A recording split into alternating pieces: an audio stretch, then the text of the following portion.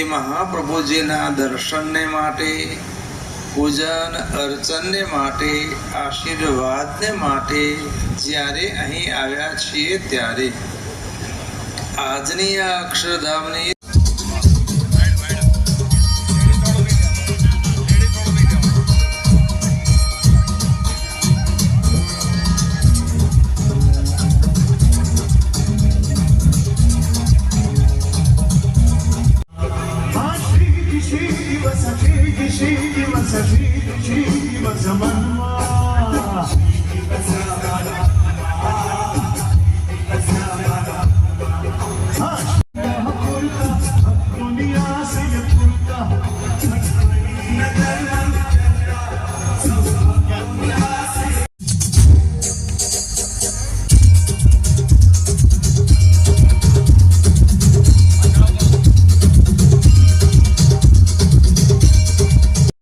આપણા ભજન ભક્તિના માર્ગમાં કામ, ક્રોધ, લોભ આદિ જે અંતર શત્રુઓ આડ ઊભી નહીં કરી શકે.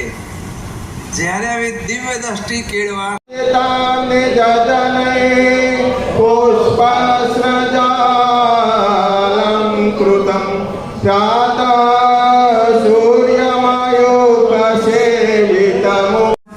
અહીંયા બેઠા છે એમ નહીં. ગરડા મધ્યપકનું 13મું વચનામું મહારાજ કે હું પણ ત્યાં જ બેઠો છું. અહીંયા બેઠા થકા જ બોલીએ છીએ અને તમે સૌ પણ ત્યાં જ બેઠા છો, પણ તમારી એવી દિવ્ય દ્રષ્ટિ થઈ નથી ને માટે એવું દેખાતું નથી. માટે બંધુઓ દિવ્ય દ્રષ્ટિ કેળવવાની છે. અને મહારાજ કે જ્યારે તમારી આ દિવ્ય દ્રષ્ટિ કેળવાશે ત્યારે તમને વિષય જીતવામાં છે. 71માં વાર્ષિક પાટોત્સવ પ્રસંગે બંધુ આપણે ભગવાનનું જે પૂજન કર્યું, કૂટ ધરાવ્યો અને બધા જ ભક્તોએ એકદમ હેતના હૈયે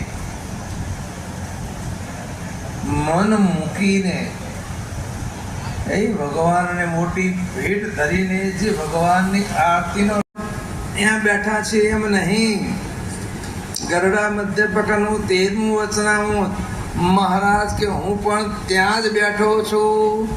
અહીંયા બેઠા થકા જ બોલીએ છીએ અને તમે સૌ પણ ત્યાં જ બેઠા છો, પણ તમારી એવી દિવ્ય દ્રષ્ટિ થઈ નથી ને માટે એવું દેખાતું નથી.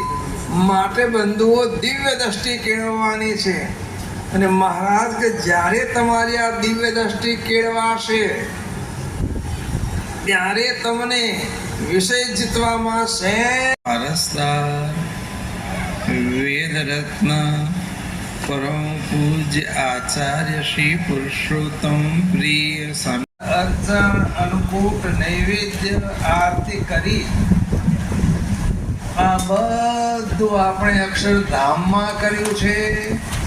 અને આપણા બધાની સેવા એ દિલના દરિયાઓ ઘનશ્યામ મહારાજ, બાપા શ્રી સ્વામી બાપા અને પ્રેમ મૂર્તિ આચાર્ય સ્વામીજી મહારાજે સ્વીકારી છે.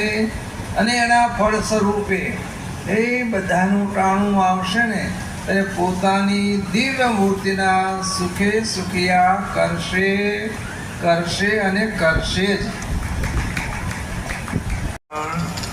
નો લાભ લઈ રહેલા દેશ અને વિદેશમાં નિવાસ કરી રહેતો બંધુ આજે આપણે કચ્છ, કેરા શ્રી સ્વામિનારાયણ મંદિર તેમાં દર્શનદાન આપતા ઘનશ્યામ મહારાજના સ્વામી બાપા અને વિશ્વ વાત્સલ્ય મહોદધિ પ્રેમ મૂર્તિ આચાર્ય સ્વામીજી મહારાજના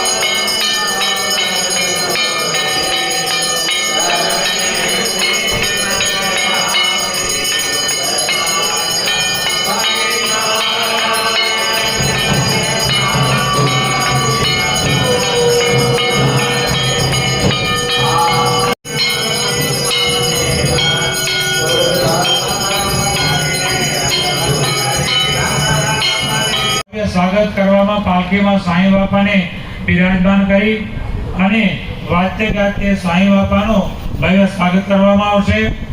ત્યાં એક સ્થળે સાંઈ બાપાને બિરાજમાન કરીશું.